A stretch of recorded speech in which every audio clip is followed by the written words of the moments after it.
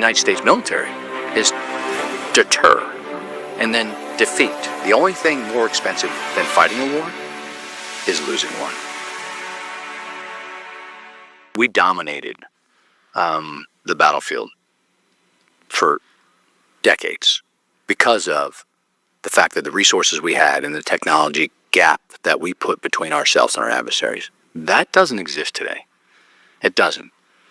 I mean, you can procure commercial off-the-shelf equipment globally that we were the only ones that had in our inventory just 10 years ago, right?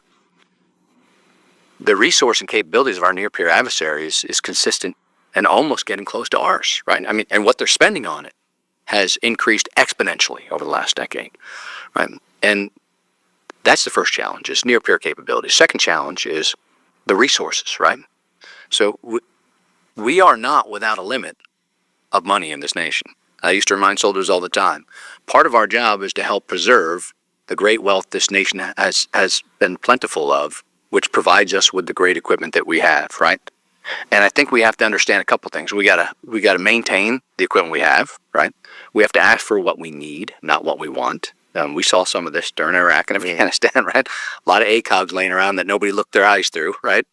And then we have to build the right equipment and specify the right requirements. And we there's challenges with all of those, right? From the individual level feedback all the way to the strategic level, right? And then we have to balance that huge cost with the needs of this nation.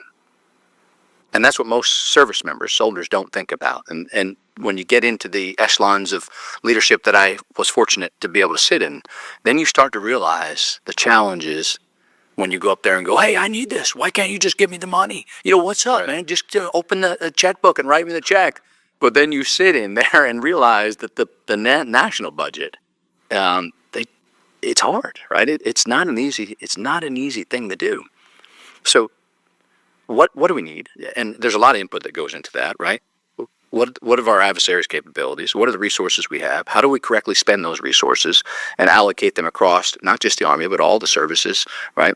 And then what's in the future? So that's the research and development, which takes a lot of money, right? So there's been, and I don't even use the word dozens because I am uninformed on it, but there's probably millions of projects that we started.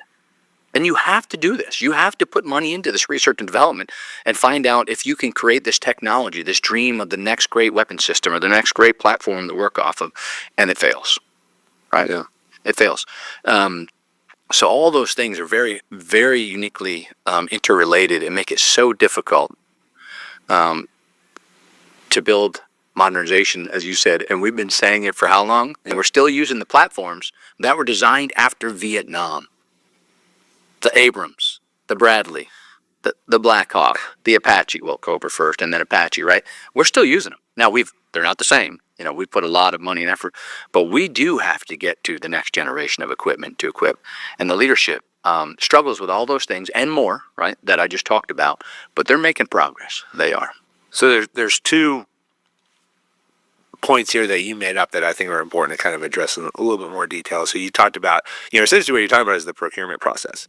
And we have a very bureaucratic and lengthy procurement process. So how do you rapidly innovate when you have this process that says, like, hey, it's going to take 5 years, 10 years to field the new Black Hawk? I'm going to be honest with you. I'm not the acquisition expert. I dealt with a little bit of it, sat in the meetings, and smarter people, way smarter than me. I call them the wicked smart people. We still haven't figured it out, right? And it's the next administration just said the other day, we're gonna get after this, and we've been saying that. And I'm not saying they won't or anybody in the past has failed. That's not what I'm here. I'm not an indicter. It's difficult. It's hard. But I can tell you the outcome if we don't. I do know this because I have enough experience. We got to change. We got to fix this. We have technology today, like you said, under the current process that won't get into our soldiers' hands for 5 years. But guess what? It's obsolete. Now, we've done much better. We have done much better. On one of the things, unfortunately, that war brings us is changes in those policies, or it gives us exceptions to those to do rapid fueling equipment initiative. The equipment we have right now, which is phenomenal. When I grew up in the Army, I had 2 canteen cups, 2 magazines made out of canvas, and an M16 rifle with no sights, nothing, right? And when I turned in all the TA-50 I got from all my deployments, I had 12 duffel bags full of stuff from Rapid Fielding Initiative. Soldiers are well equipped, but are they equipped for the next fight? And where's that fight going to be, right? And it's challenging, and it's expensive, and it's increasing in cost. And these are all things that we have to factor into it. But I don't know how to get it better, and I'm not going to be the one to sit here and act like I know the answer, because I don't.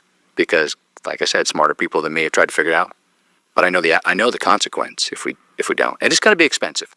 And a great man I worked for, General Mark Milley, had an awesome quote that I love. And he used to use it on the Hill all the time. Because this is an expensive endeavor. A very expensive endeavor. And he used to say, the only thing more expensive than fighting a war is losing one. Yeah. So it's going to cost. It's going to come at great cost. But if we don't do it, will be a greater cost if we lose the next war. Yeah.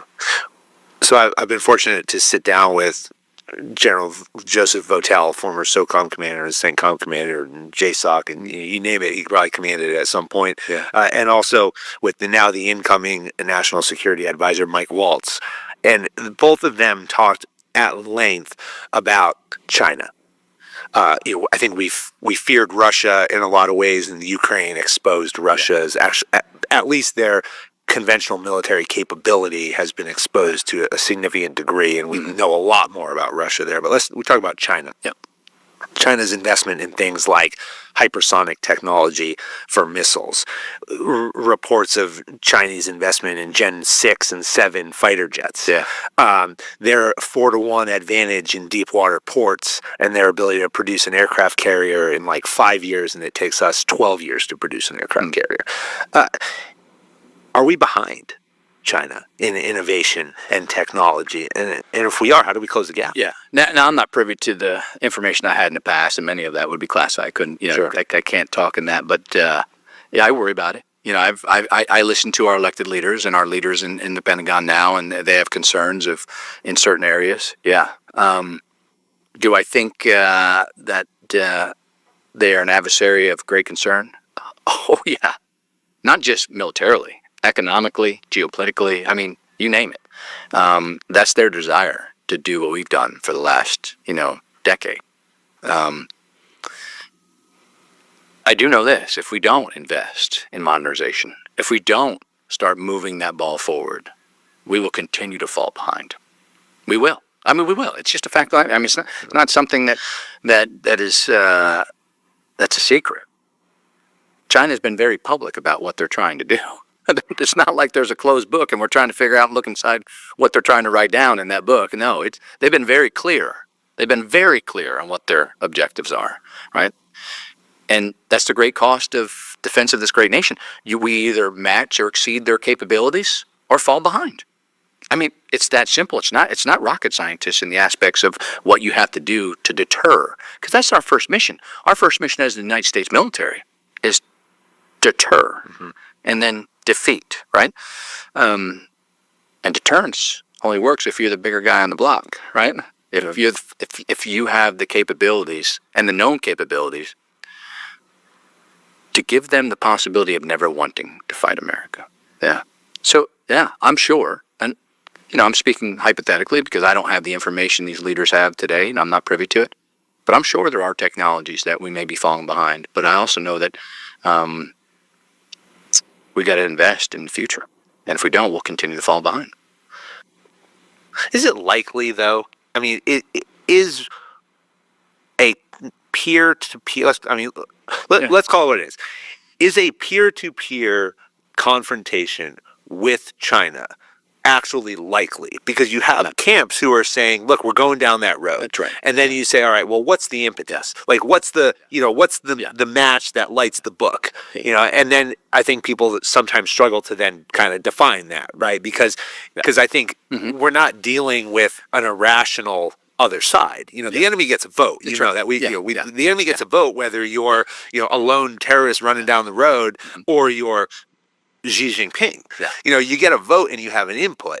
And so they're not irrational to say, like, well, there's no repercussions of going to war with America because we're just going to kick their ass. Like, they're having the conversation of, like, this is our biggest trade partner. This upsets the global stage. It's not like a conversation with Iran. President Trump in the first term assassinated a leader of Iran and nothing happened. Yeah. So that's a great question. I think to answer that question, you have to find what war is. Most people look at war as armed conflict between two entities. War is a conflict of wills, right? So we waged war against Russia for decades and never fired a shot on them, right? That's what China's doing now, right? So, and not having the military strength to deter their actions allows them to do what they want to do. We have deterred enemies for decades and never fought them because they knew the capabilities of the U.S. military and the capabilities of, if we did act, what their consequence would be. If we allow China to continue to do what they're doing and we don't meet or exceed their capabilities, they will know that they can continue to do it without friction. Right? That, I think, is more likely than having an armed conflict against China or Russia. Right?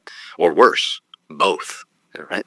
I read a great story the other day. Ukraine is not fighting Russia. They're fighting China and Iran and Russia, right? They're fighting three countries right now. And a couple of North Koreans running around there. And the world's watching about what's going to happen about this and what we're going to do, right? And I do believe there's threats in places like Taiwan as a result of us not having competing capabilities to deter war. Right? So is armed conflict? I'll get back to the question and answer it. Likely in the very near future with China? Most likely not, in my opinion. Right? I'm not the big analyzer of the next fights, but in my opinion, no. Is war with them? Yeah. In a different sense, though. I think it's ongoing now, to be honest with you. And it depends how you want to define the word war. Yeah, I would argue that as you've defined war here, we would absolutely be at war with them, right? Yeah, of course, for sure. Yeah, and they're very upfront about it. Yeah, I agree. Yeah, they're not holding it back.